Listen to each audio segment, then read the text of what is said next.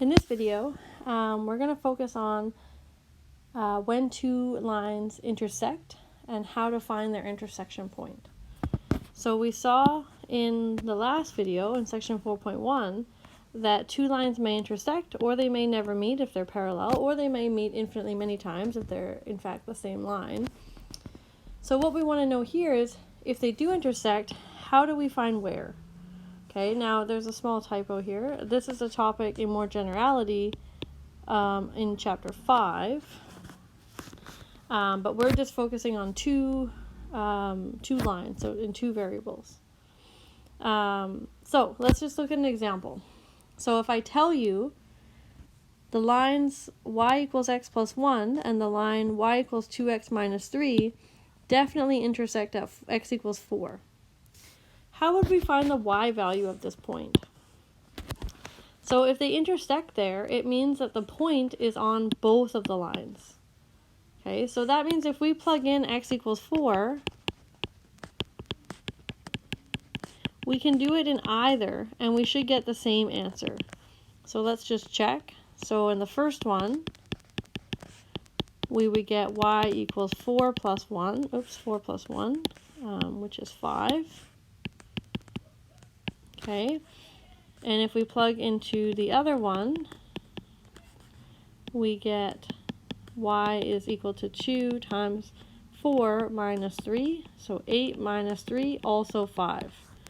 Okay, so if they have the exact same y value. So when you plug in the x value of the intersection point, you get the same y value in both equations.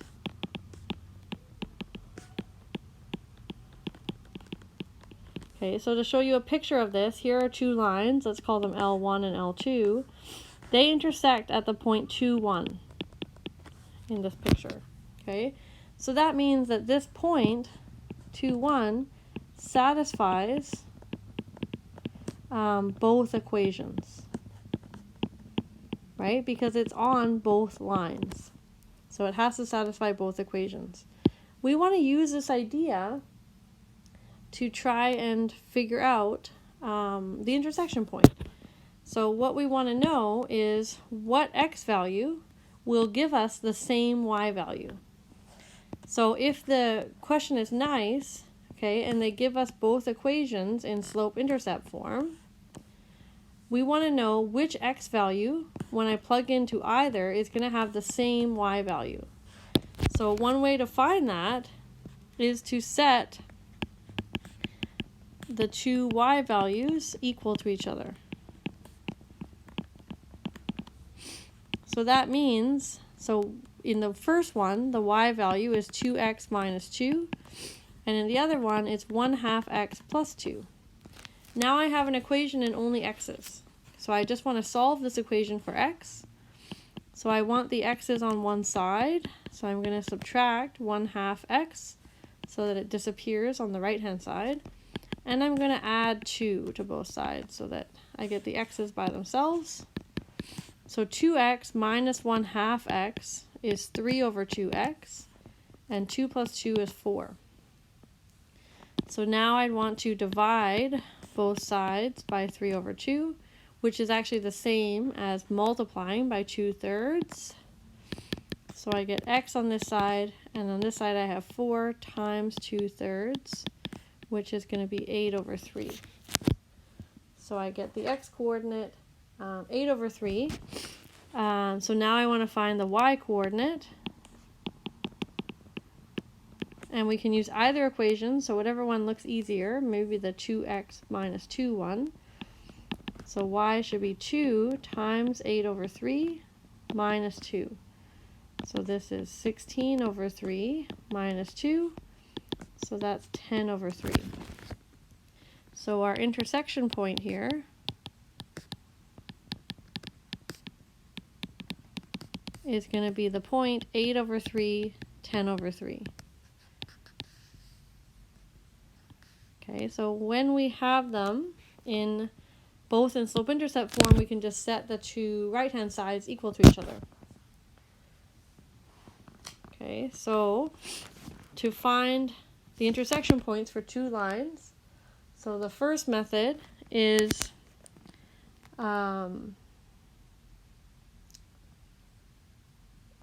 to convert to slope-intercept form.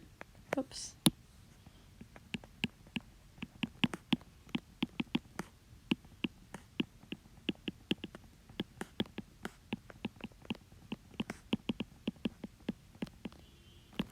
Okay, so when you're doing that, so you solve for y on both sides. Solve for y in both equations. And then set the resulting right-hand sides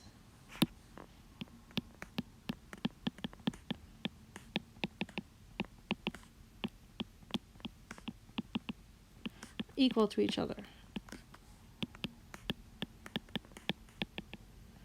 Okay, then we just need to solve for x and plug in to get y. Okay, so that's what we did in the previous example, except that we didn't need to do solving for y in both equations because it was already solved for both in both. So another method that you can use is called substitution. So it's the one we just did is a specific case of this method. So the substitution method. So how you want to do the substitution method is you're going to solve for one variable in one equation. It doesn't matter which one it is.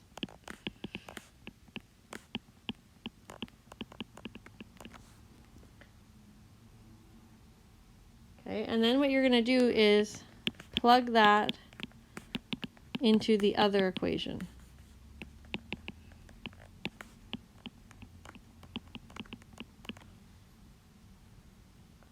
Okay, so then after that, the next step is you're going to solve for the remaining variable. So you will have removed one variable from that equation, and you'll have one left over. So you're going to solve for that variable, and then plug the result into any equation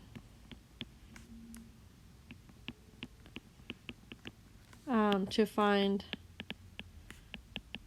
the first variable. Okay, so hopefully these make more sense after we do an example. So we're going to do this example in two different ways. So method one is using the slope-intercept form. Okay, and then method two, we're going to use a more general substitution. So for the slope-intercept form, we want to turn both of these into slope-intercept form. Okay, so we're going to have 2x plus 3y equals 6. So I want to solve for y. So I need to subtract 2x on both sides, so that I have 3y is negative 2x plus 6. And then divide everything by 3. So then it's going to be y is equal to negative 2/3 x plus 2. Okay, so this is one of my equations. Let's call it number 1. Okay, now I want to do that for the other equation. So x minus 2y equals 8. So we can move the x over. And then I have negative 2y equals negative x plus 8. And then divide by negative 2 everywhere. And that's going to give me y is equal to positive 1/2 x minus 4. Okay, so that's equation 2. So now I want to set the right-hand sides equal to each other. Set right sides of 1 and 2 equal. Okay, so I'm going to have negative 2/3 x plus 2 equals 1/2 x minus 4.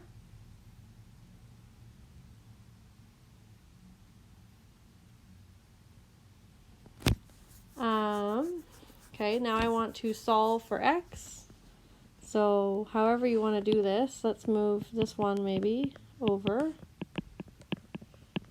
Okay, so that goes away, and then I'm going to add the 4 to both sides. So now I have 6 is equal to, and now 1/2 plus 2/3 is 3 out of 6 plus 4 out of 6. So it's going to be 7 over 6x. So then I want to divide by 7 over 6, which is the same as multiplying by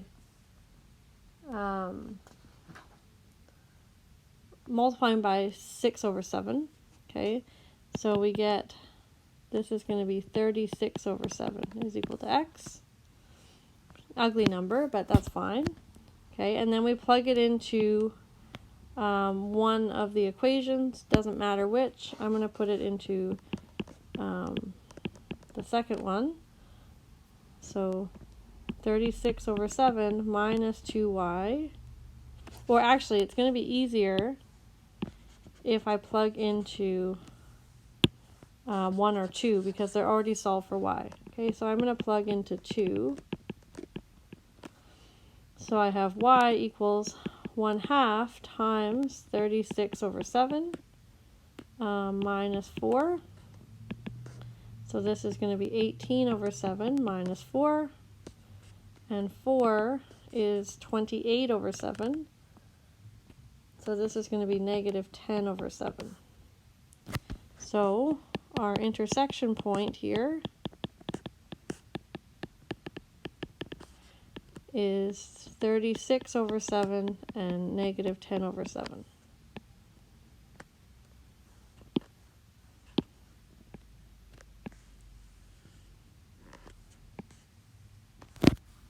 Okay, so now we're going to do the exact same thing, but using substitution method. So what I'm going to do is I'm going to take the second one, so this equation here, and I'm going to solve for x. Okay, the reason why I want to do that is because I don't have to divide by anything then. Okay, so if I have x minus 2y equals 8, and I solve for x, I'm going to have x equals positive 2y plus 8. And then I'm going to take that and plug it into the other equation. Okay, so plug into other. So what that gives is 2 times 2y plus 8 plus 3y equals 6. So now I have an equation only in y's. Okay, so this is number 1. Okay, I plug that number 1 into, so for x, everywhere I saw x, I actually put in 2y plus 8 in the first equation. Now I just want to simplify, so this 2 has to go into the brackets. So I get 4y plus 16 plus 3y equals 6. So I have some like terms. I'm going to move the 16 to the other side. So 4y plus 3y is 7y, and 6 minus 16 is negative 10. So now I have y is equal to negative 10 over 7. Okay, and now what I'm going to do is usually easiest if you plug into here. So the thing I already solved for x. Okay, so x is equal to 2 times my y value plus 8. So that's negative 20 over 7 plus 8. And 8 is 56 over 7.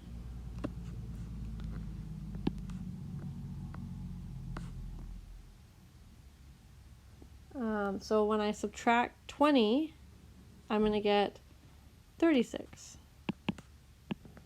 over 7, which is what we had before. So our intersection point is going to be, the x value is 36 over 7 and the y value is negative 10 over 7. So the exact same as what we had using the other method. Okay, so it doesn't matter what one you use. Okay, the method 2 is slightly more general, and when your equations have variables that don't have coefficients, so they have coefficient 1, sometimes the substitution can save you some fraction work. So here we didn't really have fractions until we solved for y, okay, and it was right at the end where we got the fraction. So it was a little bit less fraction work, but I mean your calculator can do fractions for you, so it's not that big a deal. We're actually going to see more methods for finding intersection points in chapter 5. And because we're going to try to generalize one of these, or a new version called the elimination method, and it will help us to be able to handle more variables, but also to more easily find when there's no intersection point or when there's many intersection points. Okay, but those are the basics for finding intersection points for a pair.